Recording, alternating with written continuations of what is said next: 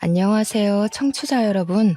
이렇게 인사를 드리려고 하니 왠지 마음이 두근두근하네요. 저는 서울의 조용한 동네에 살고 있는 40대 주부입니다. 저에게는 이상한 것에 자부심이 있는 형님이 한 분 계신답니다. 오늘 들려드릴 이야기는 바로 제 형님에 대한 이야기인데요. 제가 그동안 당한 것도 많고 나름 소소한 복수를 한 부분도 있고 재미난 이야기들이 많아서 사연을 올려봅니다. 지금부터 기가 막힌 우리 형님을 퇴치한 이야기를 시작해 보도록 하겠습니다. 저는 어렸을 때부터 그냥 특출나게 잘하는 것도 없고 못하는 것도 없고 가난하지도 않고 부자인 것도 아닌 그런 평범한 삶을 살았습니다. 우리 주변을 둘러보면 누구나 한 명쯤은 있는 그런 평범한 애 있잖아요. 그게 바로 저였습니다. 단지 외동딸이었기 때문에 하고 싶은 건 한 번쯤 다 해볼 수 있고 갖고 싶은 것이 비싼 것만 아니라면 손에 쥘 수 있는 그런 아이였죠. 문방구에서 파는 열쇠고리라던가 연예인 책받침이라던가 그런 소소한 물건들을 사는데 주저가 없었다는 거였어요. 제가 뭐 어릴 때부터 명품을 휘감고 다니거나 한 건 아니었고 나름 학생들이 많이 쓰고 입는 브랜드들은 부모님께서 잘 사주셨었죠. 그냥 남들처럼 중고등학교 다니면서 친구들이랑 떡볶이 사 먹고 야자 땡땡이 치고 노래방 가고 대학에 다니면서 노트북 사고 친구들이랑 옷 구경하고 학교 앞 호프집에서 맥주도 한잔하는 그런 평범한 삶이요. 그런 저에게 중학교 시절부터 친하게 지내온 절친이 하나 있었습니다. 그 친구는 위로 오빠가 둘이나 있었는데요. 막내딸임에도 불구하고 항상 외동딸인 저를 부러워했습니다. 저는 혼자라서 외롭고 쓸쓸했던 적도 있어서 형제나 자매가 있었으면 좋겠다 싶은 생각을 꽤 오래 했었거든요. 그래서 오빠가 위로 둘이나 있는 친구가 저를 부러워한다는 사실이 크게 와닿지도 않고 왜 저런 생각을 하나 싶었죠.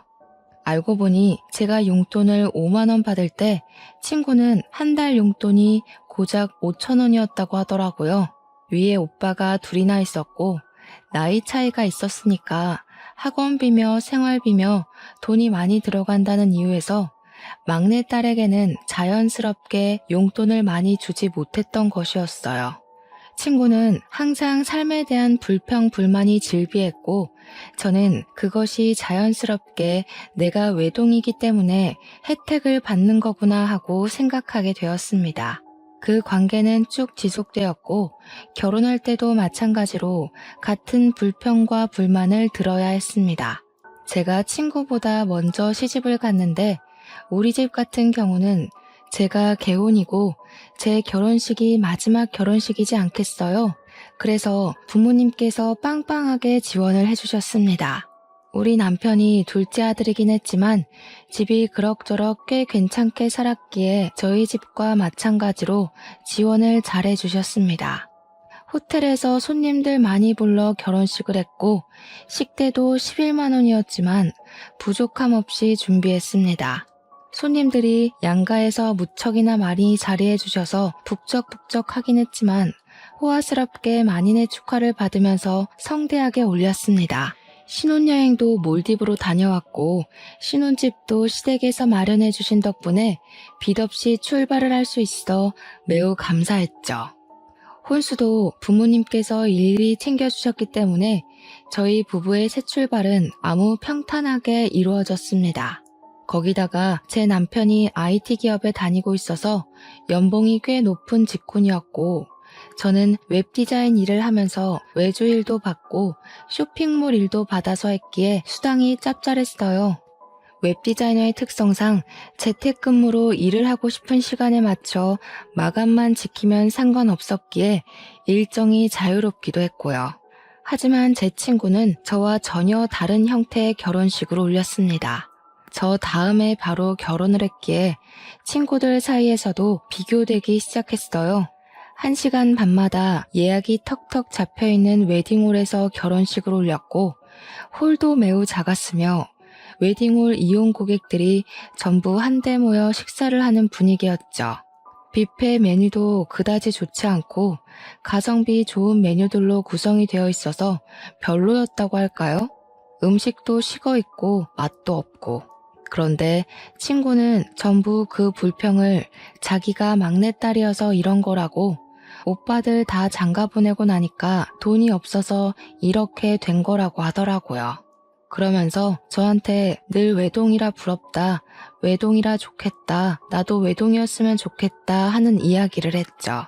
저는 그 말이 지겨우면서도 친구를 위로해 주었어요. 결국 동남아로 신혼여행을 떠나는 친구를 보면서 저도 결심을 했죠. 내 친구의 삶이 얼마나 고단하고 남을 부러워하는 마음이 연속되었는지 알았기에 아이는 하나만 낳아야겠다고 말이죠. 저의 이런 마음을 잘 알아주신 건지 시댁에서도 아이를 많이 낳아서 다복하게 살아야 한다는 강요 같은 게 전혀 없으셨어요. 오히려 저에게 아이를 많이 낳아봐야 힘들기만 힘들지 절대로 살면서 좋을 일 별로 없을 거라고 하셨죠. 시댁에 처음 방문한 날부터 아이 계획을 물어보시고 하나만 낳아서 잘 키우면 된다고 몇 번이나 이야기하셨을 때 의아하긴 했는데 그 이유를 금방 알게 되었어요. 바로 남편의 형인 아주버님네가 조카를 글쎄 넷이나 낳아서 키우고 있더라고요. 그렇다고 아주버님네가 형편이 아주 좋은 상황도 아니었어요. 아주버님은 몇 번의 사업 실패를 겪은 뒤 겨우겨우 치킨집을 오픈해서 6식구가 먹고 살고 있었습니다. 저보다 1살이 어린 형님은 애를 키워야 한다는 이유로 직장에 다닌다거나 아르바이트를 한다거나 하지도 않고 있었고요. 그러면 그 집 애들은 무슨 돈으로 키우고 있었냐고요? 치킨집 운영에서 풀칠하는 수준의 생활비와 시부모님 돈으로 생활하고 있었습니다. 시부모님께서는 건물을 한 채 가지고 있었는데 그 건물 1층에서 아주버님이 월세를 내지 않고 치킨집을 운영하고 있었거든요. 일단 월세가 절감되니까 치킨집 장사가 잘 되지 않아도 굴러는 가더라고요. 시부모님은 남은 호실에서 나오는 월세로 생활을 하고 계셨는데 아주버님네 6식구까지 책임을 지고 계셨던 것입니다. 아주버님네가 얼마나 계획적이지 않은 생활을 하는지 정말 대책 없다는 게 느껴지지 않으시나요? 거기다가 아주버님께서 사업 실패를 몇 번이나 반복하면서 쌓인 빚도 시부모님이 갚아주셨고요. 더 대책 없게도 빚 갚아준 걸로 끝이 아니라 아예 시부모님 댁에서 기생하듯 살고 있었어요. 저라면 너무나도 쪽팔리고 부끄러워서 시부모님께 고분고분 말 잘 들으며 생활할 것 같은데 우리 형님은 상당히 뻔뻔한 여자였습니다. 마치 자기가 시부모님을 모시고 사는 듯한 행세를 하고 다니고 있었거든요. 오죽하면 저도 남편한테 속사정을 듣기 전까지는 형님네가 부자라서 시부모님을 모시고 생활하는 줄 알고 있었다니까요. 시부모님께서 주택에 살고 계셨는데 남편이 어릴 때부터 살았던 집이라 방이 꽤 여러 개가 있었거든요. 그 집에 뻔뻔하게 얹혀 살면서 마치 집이 본인의 집인 것 마냥 행동하며 굴었던 거죠. 제가 처음 시댁에 인사를 드리러 갔던 날 정말 말도 안 되는 풍경을 마주하고 제가 바짝 얼었던 기억이 아직도 생생하게 납니다. 조카들 4명이 전부 다 2살 터울이었는데 8살, 6살, 4살, 2살이었거든요. 애 넷이 빤히 저를 쳐다보는데 얼마나 놀랬는지 몰라요. 심지어 8살 된 첫째 조카는 초등학생이지 않겠습니까? 학교를 오고 가고 해야 하는데 나머지 아이들을 어린이집에 보내고 해야 한다고 글쎄 형님이 시부모님께 첫째 아이의 등교를 부탁하고 있었더라고요. 시부모님은 아침마다 오후마다 첫째 조카를 데리러 학교에 다니셔야 했어요. 처음에는 시부모님께서 형님네와 함께 살고 있는 게 형님이 모시고 있는 줄 알고 시부모님께서 도와주시는 거라 생각했었거든요. 알고 보니 개뿔. 시부모님의 시간은 전혀 배려하지 않고 형님이 일반적으로 떠맡긴 거였더라고요.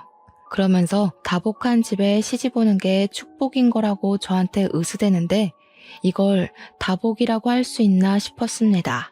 솔직히 여기서 제 속마음을 털어놓자면 무슨 애 낳는 기계도 아니고 뭔 애를 저리 줄줄이 낳았나 싶더라고요. 거기다가 애들이 하나같이 부산스럽고 말도 안 듣고 진짜 요즘 애들은 다 저런 건가 싶을 정도로 난리가 아니더라고요. 시부모님도 오죽하면 눈살을 찌푸리고 형님만 보고 있는데 형님은 우리 애들 잘한다 하는 얼굴로 바라만 보고 있었습니다. 저한테 웃으면서 우리 애들이 좀 활기차지? 숙모 온다고 신이 났나 보다. 우리 애들이랑 잘 놀아줘 하는 거예요. 저는 시댁에 인사를 드리러 온 건데 애들이랑 뭘 놀아주라고 하는 건지 의문이 들더라고요. 그래서 형님한테 그랬죠.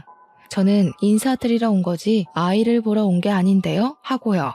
그랬더니 형님이 당황해하면서 아니 앞으로 잘 놀아주고 하란 이야기지 하고 자리를 피하더라고요. 그때 다시 한번 결심했죠.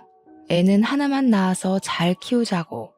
시부모님도 저한테 많이 낳을 생각하지 말라고 많이 낳아봐야 피곤하다고 하셨고요.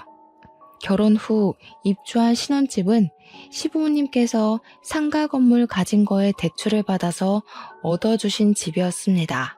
신축 아파트라 나름 깔끔하고 빌트인 되어 있는 부분이 많아서 혼수를 준비하는데 큰 부담이 없어서 좋았어요. 결혼하고 처음 인사드리러 간 자리에서 시부모님께 감사하다고 이야기를 했는데 형님이 불쑥 끼어들더라고요. 동선의 집은 시부모님이 대출받아서 해주신 거라며 좋겠네? 그 돈 받아놓고 입 닦는 거 아니지? 하는데 제가 뭘 어쨌다고 저런 소리를 하는 건지 이해가 안 갔습니다. 그래서 형님께 그게 무슨 소리세요? 저한테 바라시는 게 따로 있으세요? 했죠. 제가 알기로는 아주버님이 해먹은 사업 자금이 지금 우리 아파트 값보다 더 되는 걸로 알고 있었거든요. 남편이 아주버님네 이야기를 하면서 시댁에서 이 정도 지원받는 거 괜찮다고 부담 갖지 말라고 했었단 말이죠. 형님이 그냥 웃으면서 아니 집 받았으니까 그냥 하는 소리지 하길래 저도 웃으면서 이야기했어요. 저도 그냥 하는 소린데요. 형님네도 이미 다 받으신 거 아니에요? 아주버님이 사업하신다고 돈 가져다 쓴 게 어마어마하다고 하던데. 그러니까 형님이 저를 확 찌려보시더라고요. 저보다 1살 어린 게 저러니까 아주 같잖아요. 물론 제가 대놓고 형님한테 고가운 얼굴을 하고 있었던 건 아니었어요. 그래도 손윗 사람이니까 제가 꼬박꼬박 존댓말도 써주고 나름 존중해줬단 말이죠. 그런데 형님은 저보단 어리지만 손윗 사람이라는 이유 하나로 저한테 반말을 해대더라고요. 아무튼 그날 어머님께서 이미 요리까지 다 준비해 주셨길래 제가 어머님께 죄송한 마음이 들어서 왜 혼자 준비를 다 하셨냐고 했어요. 저한테 아유 그래도 며느리 되고 처음 오는 날인데 내가 다 해줘야지 하더라고요. 그래서 너무 감사하다고 잘 먹겠다고 훈훈하게 이야기를 하고 있는데 또 형님이 불쑥 끼어들더라고요. 오늘까지만 대접받는 거니까 다음부터는 미리미리 와서 준비도 좀 하고 일손도 돕고 하는 거야 알겠어? 이러더라고요. 저랑 어머님이랑 둘 다 어이가 없어서 아무 소리 안 하고 가만히 있으니까 거실에 가더라고요. 제가 어머님께 형님은 뭐 좀 도와주셨어요? 하니까 피식 웃으시면서 고개를 절레절레 젓더라고요. 애 넷 키운다고 손 하나 까딱 안 해. 아주 피곤해 죽겠어 하시는데 같이 사는 어머님이 너무나도 불쌍해졌어요. 식탁에 다 차리고 온 가족이 둘러앉아서 밥을 먹으려고 하는데 형님이 제 무릎 위에 막내 조카를 떡하니 올리더라고요. 우리 막내 조카가 2살이거든요. 순간 떨어질까봐 확 끌어챘는데 형님이 저한테 그러는 겁니다. 우리 애들 밥 먹여야 해서 동서가 막내 이유식 좀 먹여주면 좋겠네 하고요. 그러면서 이유식 그릇을 쓱 내미는데 제가 당황스러운 얼굴로 형님을 보고 있으니 시모가 자기가 먹여주겠다며 아이를 데려가려고 했어요. 그러니까 형님이 시모한테 어머님은 첫째 챙겨주셔야죠. 생선살 좀 발라주세요 하더라고요. 기가 막혀서. 우리 남편 보고는 셋째 조카가 워낙 우리 남편을 좋아한다면서 숟가락에 반찬만 좀 올려주라고 하는데 도대체 누구를 위한 밥상인지 모르겠더라고요. 그 와중에 아주버님은 평온하게 지 밥 처먹고 있는 거 있죠? 시모가 내 눈치를 보는데 여기서 뒤집어 엎을까 말까 고민이 되더라고요. 일단 애들 밥부터 먹이고 생각해봐야겠다 싶어서 2살짜리 막내 조카 이유식을 먹이고 있는데 애가 깔끔하게 먹으면 얼마나 깔끔하게 먹겠습니까? 질질 흘리고 난리가 나고 아기 의자도 없어서 애를 안고 밥을 먹어야 했어요. 불편하기도 하고 제 옷에 이유식 다 흘려서 더러워지고 그냥 빨리 애 밥부터 먹어야겠다는 생각에 흘리든지 말든지 신경 안 쓰고 떠먹이고 있는데 형님이 피식 웃으면서 그러는 거예요. 그렇게 요령이 없어서 어떻게 하냐고요. 아니, 내가 애를 키워본 것도 아니고 당연히 요령 같은 걸 모르지 않겠어요? 우리 애들 옷 다 빨아야겠다고 동서가 세탁기 돌리고 가라는데 여기서 참으면 호구 되겠더라고요. 형님, 이 옷 얼마짜린 줄 아세요? 애들 옷이야 세탁기가 해주면 되지만 제 옷은 세탁소 가서 맡겨야 하거든요. 이따가 세탁비 챙겨주시는 거 까먹지 마시라고 이야기하는 거예요. 보다 못한 시모가 제 밥그릇에 밥이 그대로 있는 걸 보고는 막내 조카를 본인이 먹일 테니까 밥 편안하게 먹으라고 했어요. 그래서 아니라고 어머님 먼저 편하게 식사하세요 하고 오기로 막내 조카 밥을 먹이고 있는데 아주버님이 식사를 다 하셨더라고요. 그래서 이제 애를 좀 보겠거니 하고 있는데 밥 그릇 치우더니 쓱 거실 소파에 가서 앉아서 TV를 보고 있는 겁니다. 자기 애들 밥 먹일 생각은 전혀 안 하고 저러는 꼴이 너무 열이 받는 거예요. 그래서 제가 한 손으로 2살짜리 조카를 안고 한 손에는 이유식을 들고 소파에 가서 아주버님한테 툭툭 던졌어요. 뭐 하는 짓이냐는 식으로 저를 보고 있는 아주버님께 아무래도 애 밥은 아빠가 먹이는 게 낫지 않겠냐고 했죠. 그리고 식탁으로 돌아와서 셋째 조카 밥 숟가락에 반찬 얹어주는 남편한테도 이야기를 했습니다. 당신도 밥 먹어. 애들이 알아서 반찬 정도는 떠먹을 수 있지 않겠어? 라고요. 그러니까 형님이 펄쩍 뛰면서 4살짜리 애가 밥을 어떻게 혼자 먹냐고 하는 거예요. 그래서 그랬죠. 형님이 그럼 애들 밥 먹이시라고 저랑 이 밥그릇 좀 보시라고. 형님이랑 아주버님이 식사 다 하실 동안 우리는 밥 한 술 제대로 못 든 거 안 보이냐고. 누가 자기 애를 남한테 맡기고 밥을 먹냐고 화를 냈어요. 그러니까 시부가 옆에 있다가 그래 애들 말 틀린 거 없다. 애는 엄마 아빠가 돌보는 거지. 딱 한마디 하시더라고요. 여태까지 가만히 있다가 한마디 한 건 얄밉지만 그래도 제 편을 들어주셔서 다행이었습니다. 그제야 양쪽에 애를 끼고 저를 째려보면서 밥을 먹는데 하나도 타격 없었습니다. 밥 다 먹고 남편이 기분이 상했는지 집으로 가자고 해서 간다는 인사만 짧게 드리고 집으로 돌아왔습니다. 진짜 얼마나 피곤했는지 집에 오자마자 침대에 들어눕고 싶더라고요. 그날 처음으로 남편한테도 나는 애 낳으면 아들이든 딸이든 하나만 낳고 더는 낳지 않겠다고 선언을 했죠. 남편도 그런 집구석이 싫고 피곤한지 그러자고 했고요. 거기다가 저희 둘 다 맞벌이로 일을 하고 있었으니까 당장 아이 생각이 급한 것도 아니었단 말이죠. 아이를 키우려면 돈이 많이 들어가니까 어느 정도 저축이라는 걸 해놓고 계획을 가져야겠다고 생각했어요. 그래서 신혼을 한 1, 2년 정도 즐기고 아이를 갖자고 약속을 했죠. 그러던 어느 날 시부모님께서 지방의 친척 결혼식에 참석을 해야 한다고 내려가셨어요. 아니나 다를까 형님에게서 연락이 바로 오더라고요. 시부모님도 안 계신 마당에 집에서 밥이나 같이 먹으면서 수다를 떨자고 연락이 왔길래 알겠다고 했죠. 형님이랑 둘이서 만나본 적도 없고 하니까 어색하게 하겠지만 가족이니까 좀 친해져 볼까 하는 마음이 있었습니다. 형님도 반가운 목소리로 저한테 집에 놀러 오라고 초대를 했는데 무시하는 건 좀 아닌 것 같아서 남편이랑 같이 갔어요. 근데 집에 도착하자마자 진짜 의악 소리가 절로 날 정도로 집이 개차반이더라고요.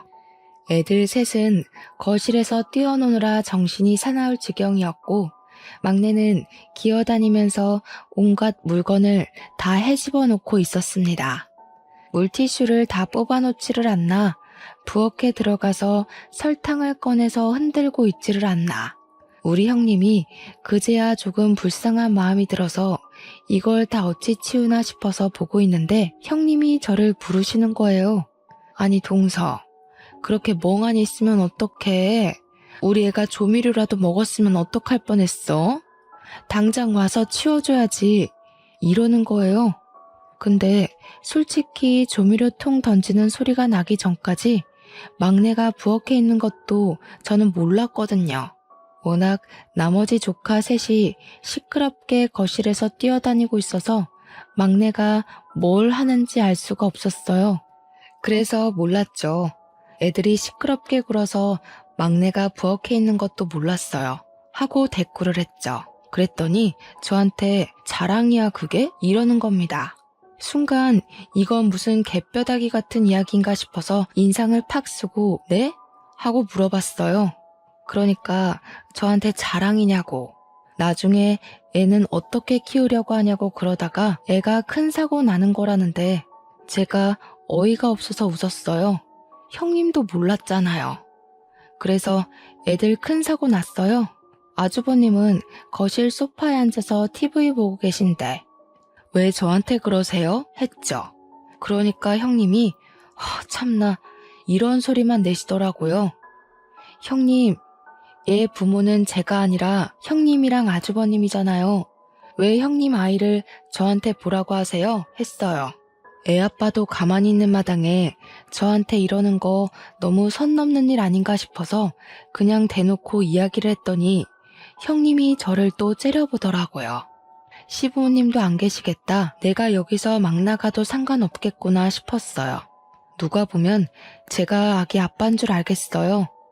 호호호 하고 웃으니까 그제야 아주버님이 저를 힐끗 보더라고요. 저는 그런 아주버님을 보면서 웃으면서 한마디 더 보탰죠. 형님, 애들 사고 안 치게 잘 보셔야겠어요. 누구 닮아서 애들이 이렇게 정신 사나워요? 하고요. 형님은 부들부들 떨더라고요. 솔직히 두 번째 보는 거지만 집에서 손 하나 까딱 안 하는 주제에 뭘 그리 시킬 게 많은 건지 자기가 손윗사람이라고 유세 떠는 거밖에 더 되겠어요? 일단 저녁 먹자고 부른 거니까 뭐 드실 거냐고 하니까 밖에 나가서 먹자고 하시더라고요. 설거지하기 귀찮다는 이유였는데 솔직히 저한테 설거지 시킬 것 같다는 생각이 들어서 저도 나가서 먹는 게 나을 것 같긴 했어요. 그런데 애가 넷이잖아요. 이 애들을 다 데리고 나가서 밥을 먹을 수 있을까 싶어서 그냥 시켜 먹자고 했습니다. 분리수거만 하면 되니까 오히려 그게 나을 것 같았거든요. 그랬더니 오랜만에 나가서 동선애한테 갈비를 좀 얻어먹고 싶었다는 게 아니겠어요? 형님이 우리 애들이 고기 타령을 하도 해서 우리 부부를 부른 거라며 소갈비를 좀 사줬으면 좋겠다는 겁니다. 솔직히 갈비 못 사줄 형편은 아니니까 사줘도 되죠. 근데 뻔뻔하게 저러니까 괜히 더 사주기 싫어지는 마음이 들더라고요. 그 와중에 아주버님은 소갈비 맛있겠네. 여기 괜찮은 집 있는데 거기로 가자고 옷 걸치고 있고요.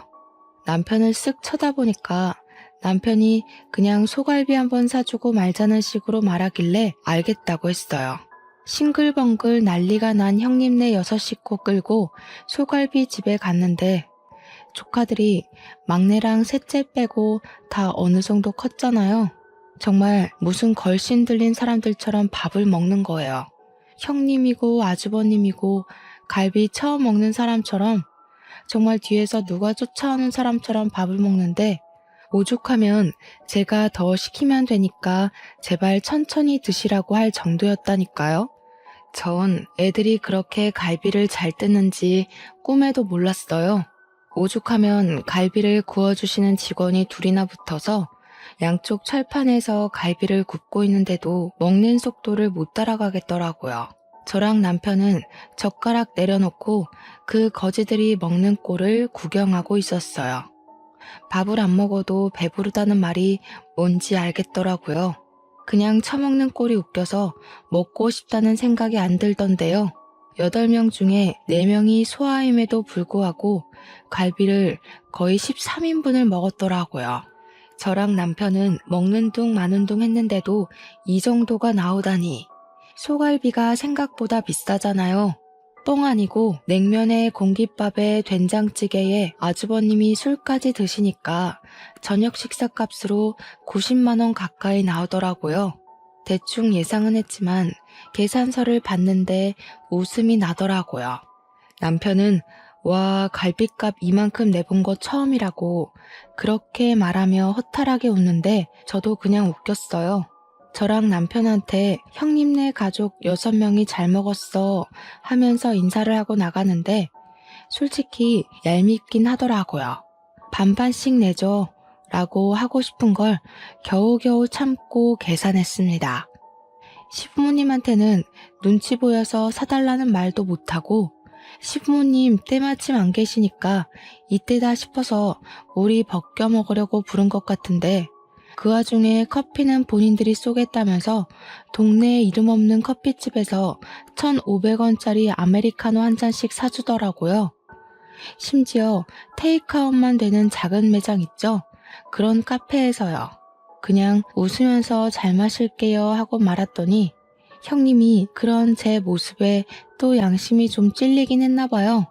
물어보지도 않았는데 요즘 치킨 장사가 잘 안 되고 애들한테 들어가는 돈이 없고 하면서 변명을 늘어놓더라고요. 그래서 웃으면서 형님한테 이야기했죠.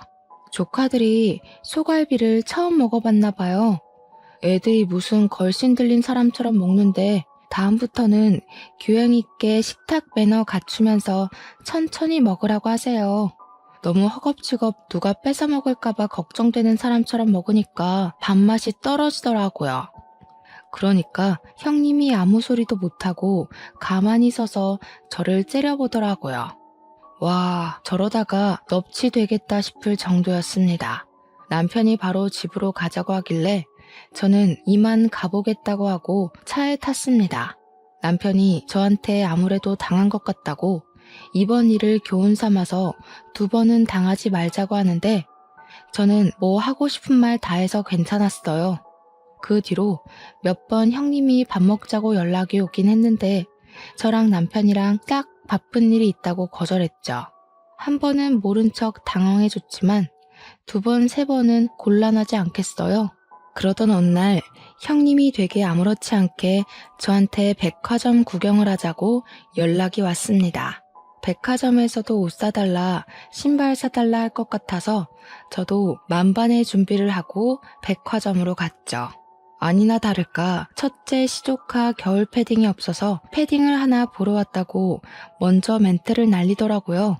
저한테 이거 어때? 저거 어때? 하면서 이 브랜드 저 브랜드 돌아다니면서 옷을 보여주는데 시큰둥하게 반응했습니다.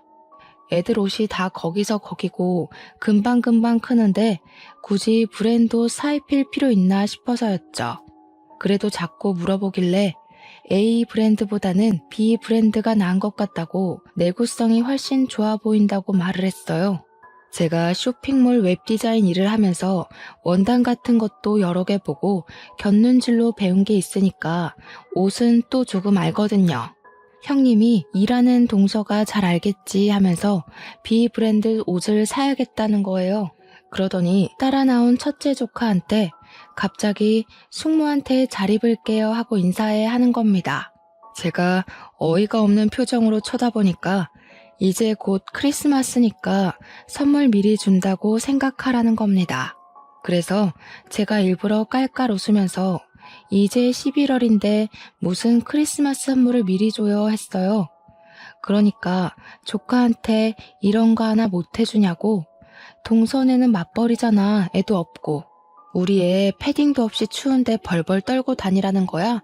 하는데 저한테 무슨 패딩 맡겨놓으셨냐고 물어보니까 가격 얼마 안 한다고 10만 원대니까 하나만 사주래요. 가게 앞에서 징징거리며 큰 소리로 저한테 이야기를 하는데 이건 새로운 구걸 방법인가 싶었죠. 우리 둘째랑 셋째도 맨날 옷을 물려입기만 하니까 날 같다고 싫어하더라. 이왕 크리스마스 선물해주는 김에 우리 둘째랑 셋째 것까지 싹 새 걸로 사주면 어때? 형님, 아주버님네 치킨집 월세도 안 내고 알바도 안 써서 인건비도 안 된다면서요. 버는 돈이 꽤 되지 않아요? 왜 맨날 구걸을 하세요? 구걸? 우리 애들이 뭐 거지야? 왜 동서는 말을 그렇게 해? 우리 애들 사주기 싫어서 그래? 대충 남대문만 가도 패딩 괜찮은 거 많은데 왜 굳이 비싼 돈 주고 브랜드만 입히시는 건지 궁금해서요.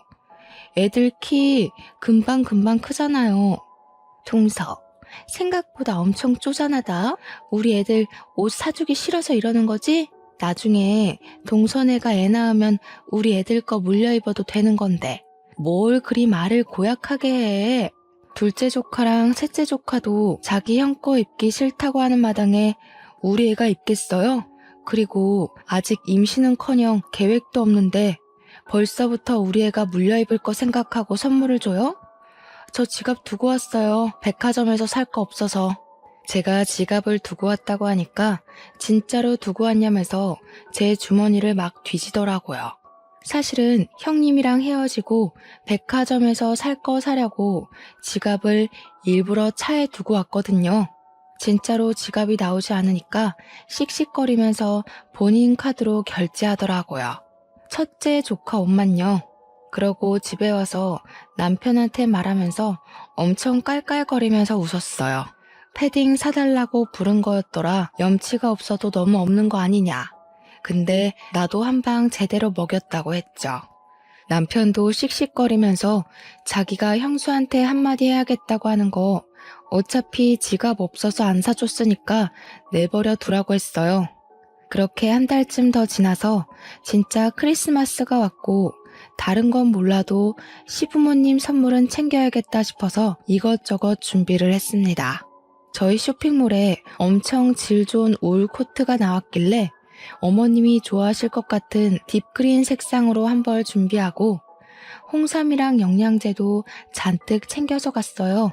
어머님께 크리스마스 선물이라고 코트를 보여드리니까 너무 좋아하셨어요.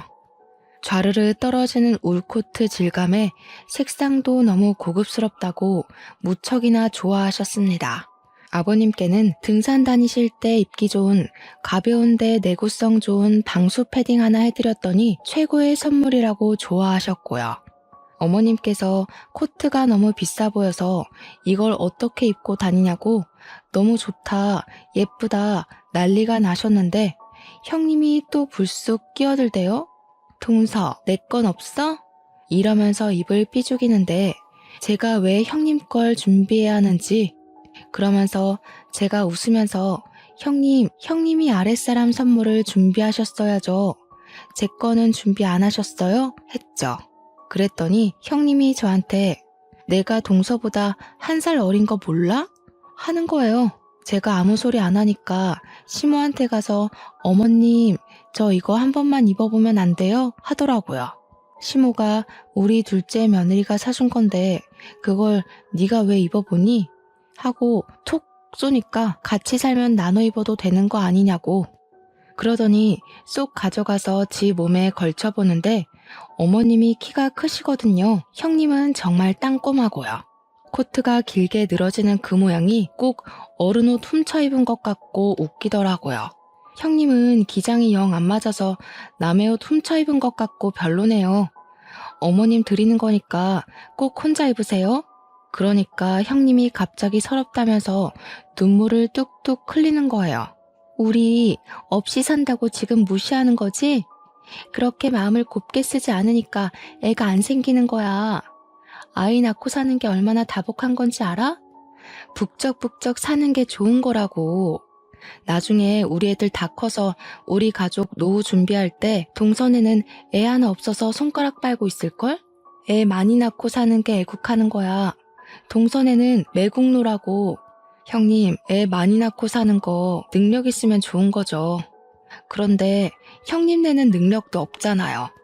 맨날 애들 구걸시켜서 얻어먹고 얻어입히면서 그게 무슨 소리예요?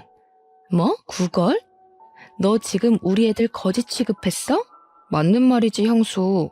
지난달에도 크리스마스 선물 내놓으라면서 패딩 사달라고 백화점에서 지갑 뒤지고 난리를 쳤다며. 그 말에 아주버님은 헛기침하고 시부모님은 무슨 소리냐고 되물어보셨죠. 시모가 그 패딩 친정에서 사준 거라더니 둘째 며느리가 사준 거였어? 하고 물어보는데 제가 그건 아니라고 했어요. 알고 보니 그날 울며 겨자 먹기로 결제한 카드가 친정 부모님 카드였나 보더라고요. 패딩 하나에 13만 원대던데 그걸 자기 카드로 사기 싫어서 친정 부모님 카드로 산 형님도 알만하다 싶었죠. 시부가 가만히 이야기를 듣고 있더니 도저히 안 되겠다고 한 소리 하시더라고요. 큰며느리라는 게 애만 잔뜩 낳으면 뭐하냐고. 가정교육 하나 안 시켜서 애들이 맨날 말도 안 듣고 사고만 친다고요. 그렇다고 큰며느리가 집안일을 하나 경조사를 챙기나. 크리스마스라고 둘째네가 선물 사오는 동안 첫째네는 뭐 했냐고요. 선물은 바라지도 않는데 부모 등골이나 빼먹고 있다고. 부모한테 들러붙어서 기생충처럼 사는 너네 꼴도 보기 싫다. 이 집에서 너네가 아는 게 뭐가 있어? 그냥 썩 나가, 꼴 보기 싫으니까. 그러니까 형님이 표독스럽게 저를 째려보면서 집안에 제대로 된 인간이 들어왔어야 하는데 꼬리 9개 달린 구미호가 들어왔다지 뭐예요? 제가 자기 자리를 위협하고 있다면서 그때부터 할 말 못할 말 구별도 안 하고 막 내뱉기 시작하더라고요. 너네 부부는 평생에 못 낳고 살 거야. 내가 교회 가서 기도하고 성당 가서 기도하고 절 가서 기도할 거야. 그 말에 시부가 열이 받아서 무슨 미친 소리를 하고 있냐고 소리를 꽤 질렀어요. 첫째네 도와준 돈이 얼만데 그딴 저주를 하고 있냐면서 소리를 치니까 아주버님이 그러는 거예요. 쟤네는 집까지 해줘놓고 왜 자기들만 못 잡아먹어서 안달이냐고 서러워서 살겠냐고요. 그 말에 시부모도 남편도 허하면서 어이없어 하더라고요. 솔직히 어이없을 만하죠. 집 타령하는데 자기들은 생활비 한 푼 안 보태고 오히려 애들 교육비 받아가면서 시댁에 얹혀 살고 있잖아요. 말 들어보니까 형님이 애 핑계대고 청소 한 번을 안 한다던데 이 집에서 나가 살면 오히려 자기들 손해 아닌가요? 막말로 나가서 살겠다고 하면 시부가 당장이라도 집 하나 구해줄 기세였거든요. 첫째 너 그딴 식으로 말하는 거 아니다. 내가 너네는 집 안 해줬어? 전세금 홀라당 사업한다고 말아먹고 이 집에 기어들어온 게 누군데 그딴 소리를 짓거려? 아니 아버님, 그러면 애가 셋인데다가 그때 임신까지 했었는데 그런 저희가 길바닥에 주저앉을 순 없잖아요. 그걸 왜 당연히 우리가 너희를 데리고 살아야 한다고 생각하는지 모르겠다. 애 좋다고 낳은 건 너넨데 애들까지 왜 우리가 책임져야 하냐 이거야. 앞으로는 일절 지원 안 해줄 테니까 너희들이 벌어서 알아서 먹고 살아. 생활비도 내고 집안일도 하고. 아버님, 동서 들어왔다고 너무 차별하시는 거 아니에요? 너무하세요. 그랬더니 아버님이 씩씩거리면서 둘째네한테 애 생기지 말라고 저주하는 건 어디서 나온 심보냐고 몰아세웠어요. 그러니까 아주버님이 심드렁하게 쟤네도 애 줄줄이 낳아봐 누구 돈으로 키워? 이러더라고요. 남편이 성질이 났는지 아주버님한테 형처럼 부모님한테 기생하면서 살진 않을 거라고 하니까 아주버님도 말 다 했냐고 소리를 쳤어요. 크리스마스에 두 형제가 갑자기 불붙어서 싸우기 시작하니까 시무가 말린다고 가운데 껴서 진정 좀 하라고 하셨죠. 순간 아주버님이 시무의 팔을 확 잡아채면서 좀 나와봐.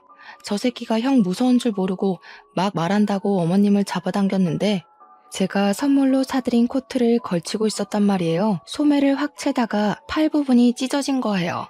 우두둑 소리가 나면서 팔이 덜렁덜렁 거리는데 시모가 놀래서 내 코트 이러면서 옷을 확인하셨어요. 아주버님이 시모한테 그깟 코트 얼마나 한다고 그걸로 사람 무시하고 그러냐고, 우리 안사람이랑 나눠 입을 수도 있는 거 아니냐고 자기 할 말 하대요. 나중에 자기네 아이들 다 크면 할머니 할아버지한테 효도할 거라면서 그것도 모르고 우리 애들 무시한다고 시모가 찢어진 코트 보면서 부들부들 떨고 있는데 눈치도 없이 그러고 있더라고요. 큰아들이고 큰며느리고 손주들이고 다 필요 없다. 썩 나가. 너희가 살면서 지금까지 나한테 이런 비싼 코트 한 벌 사줘 본 적 있니? 둘째 며느리가 챙겨준 게 처음이다, 처음이야. 시모가 소리를 지르면서 이야기하니까 온 가족이 얼어붙은 채로 가만히 시모만 쳐다보고 있었습니다. 너희가 맨날 우리한테 돈 주세요, 뭐 사주세요, 이런 것만 할 줄만 알았지. 우리한테 뭘 해줘 본 적 있니? 애 등원 시키는 것도 내 몫이고 애 밥 먹이는 것도 내 몫이었다. 너희가 이 집에 얹혀 살면서 한 게 뭐가 있어? 나도 네 아버지 결정에 동참하련다. 일절 지원 끊어버릴 거니까 우리 집에서 짐 싸서 나가. 당장 나가. 그러니까 갑자기 형님이 사색이 되어서는 어머니 잘못했어요 하고 난리가 난 거예요. 우리 어머니께서 상당히 공주님 같은 분이시거든요. 그런데 저렇게 큰 소리를 내면서 이야기하니까 갑자기 위기감이 들었겠죠. 형님이 그러더라고요. 저한테 질투심이 생겨서 그런 거라고 손이 발이 되도록 막 빌고 있더라고요. 솔직히 시부가 지원 안 하겠다고 하는 말까지 흘려드린 것 같아요. 매번 저런 식으로 말해도 결국에는 돈을 쥐어주셨으니까요. 시모가 집 나가라고 하니까 그제야 발등에 불이 떨어진 거죠. 절대 못 나간다고. 자기들이 여기 아니면 어디 가냐고 하는데 시부가 코웃음을 치면서 그러더라고요. 치킨집도 앞으로 건물 월세 내고 쓰라고 너네도 벌만큼 버는 거 아니냐고 했어요. 정 오갈 데 없으면 친정이라도 가서 빌붙어서 살라고. 그러니까 아주버님이 월세 내면 우리 입이 6갠데 그럼 먹고 살 수 없다고 생활비도 안 남는다고 했죠. 시부가 자기 할 바 아니라고 여태 편히 봐줬으면 된 거 아니냐, 유지 못하겠으면 가게 빼라고 호통을 쳤어요. 시모는 그 와중에 소매 붙잡고 이걸 어쩌나 하고 있길래 제가 수선해서 드리겠다고 하고 코트를 챙겨서 살얼음판 같은 시댁을 나왔습니다. 시부도 속 시끄러우니까 이만 다들 나가보라 하셔서 남편이랑 같이 나왔죠. 형님네 보고도 당장 짐 싸라고 오늘부터 당장 안 보고 싶다고 하셨고요. 그렇게 크리스마스를 보냈고 형님네는 날 추워서 못 나가겠다고 버티고 있던 걸 시부모님이 손수 짐까지 싸서 밖에다가 내던졌다고 하더라고요. 결국 형님네는 친정으로 가게 됐고 방 한켠에 6 식구 다리도 제대로 못 뻗고 자면서 눈칫밥 먹고 있다고 하더라고요. 새해는 밝았고 저는 코트 수선해서 시댁에 가져다 드렸는데 은근슬쩍 짐 싸들고 시댁에 온 형님네에는 문도 안 열어주시더라고요. 집안에서 형님네 갈 때까지 숨죽여 있는 동안 웃음이 얼마나 터졌는지 모르겠네요. 저한테 못 볼 꼴 다 보여서 미안하다고 하시는데 괜찮다고 그동안 속이 얼마나 상하셨겠냐고 위로하면서 여우짓 좀 했죠. 그렇게 6개월이 더 지나고 우리 부부는 계획대로 임신에 성공했고 지금은 임신 8개월 차 만삭에 다다르고 있습니다. 처음에 제가 아이 가졌다고 했을 때 시댁에서 좀 뜨뜨미시근하게 굴었는데 제가 임신하고 나서 남편이 정관 수술을 했거든요. 우리 인생에는 아이 하나뿐이라고. 시댁에 딱 공표하고 나니까 그제야 너무 잘했다고 축하해 주시더라고요. 아이 하나만 낳고 잘 살면 그걸로 됐다고 하시면서 우리 남편 보고 태어나서 제일 잘한 일이 정관 수술한 거라고 칭찬을 해주셨어요. 우리 남편은 이걸 좋아해야 하는 건지 말아야 하는 건지 모르겠다고 갸우뚱하고 있었고요. 형님네는 그 이후로 아직까지 시댁에 발은 못 들이밀고 있는데 제가 임신했다는 소식은 어디서 들은 건지 저한테 연락이 왔더라고요. 육아에 도움을 주겠다며 아기 용품을 물려주겠다며 이리저리 연락하길래 저도 단호하게 쳐냈죠. 형님, 저희는 아이 하나만 낳을 거라서 이미 새 걸로 다 준비했어요. 육아 도움은 어머님이 주시기로 했고 여차하면 도움이 쓸 거라 괜찮아요. 그러고는 얄밉게 차단을 걸어버렸습니다. 저한테 저주란 저주는 다 퍼붓더니 고스란히 자기가 받아서 지금은 호되게 당하고 사는 중인 거죠 뭐. 이래서 마음을 곱게 쓰고 살아야 한다는 교훈을 다시 한번 얻게 되었네요. 아무튼 저의 이런 사연 어떻게 들으셨나요? 제 긴 사연 읽어주셔서 정말로 감사합니다.